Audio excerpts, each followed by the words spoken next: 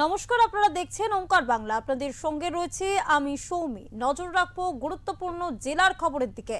রাজ্য জুড়ে বেআইনি মদ এবং গাঁজা ঠেকের বিরুদ্ধে পুলিশকে বিশেষ অভিযান চালানোর নির্দেশ মুখ্যমন্ত্রী শুভেন্দু অধিকারীর। বারুইপুরে নাবালিকাকে গণধর্ষণ এবং খুনের ঘটনার নেপথ্যে এই মদের ঠেকগুলির বড় ভূমিকা রয়েছে বলে মনে করছেন তিনি। মুখ্যমন্ত্রী বলেন, আমি মনে করি এর পিছনে বেআইনি মদের ঠেক, বেআইনি গাঁজা, চরস মাদকের বড় ভূমিকা রয়েছে। আপনারা পুলিশকে এগুলো জানান। এবং এই ঘটনা থেকে শিক্ষা নিয়ে এই রাজ্যে এই ধরনের কোনো কাজ যাতে না হয় দেখবেন। আমি আপনাদের মাধ্যমে গোটা রাজ্যের মানুষকে একটা আপিল করব। কার্য আর কারণ আছে। যে কার্য হয়েছে হিনিয়াস ক্রাইম, এর পিছনে আমি মনে করেছি বেআইনি মদের ঠেক, বেআইনি গাঁজা, চরস, মাদক, এটা একটা বড় কারণ। আপনারা পুলিশকে ইনফর্ম করুন।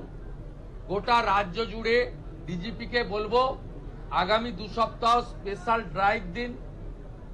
ব্যাটালিয়নে থাকা লোকজন, আমাদের যেখানে পুলিশরা ডাইরেক্ট কাজে নেই, নর্মাল থানা ওয়ার্ক অনেক বেশি থাকে, তাদেরকে বিশেষ অভিযানে লাগান।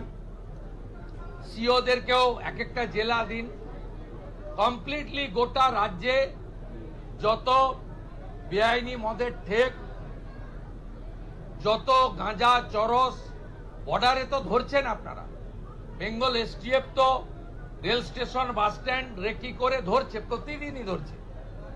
কিন্তু একেবারে রুরাল এলাকাতে, গাঁগঞ্জেও এটা একদম সম্পূর্ণ উপড়ে ফেলা দরকার রয়েছে, যাতে এই সামাজিক দূষণ থেকে আমরা আমাদের পরিবেশকে বাঁচাতে পারি।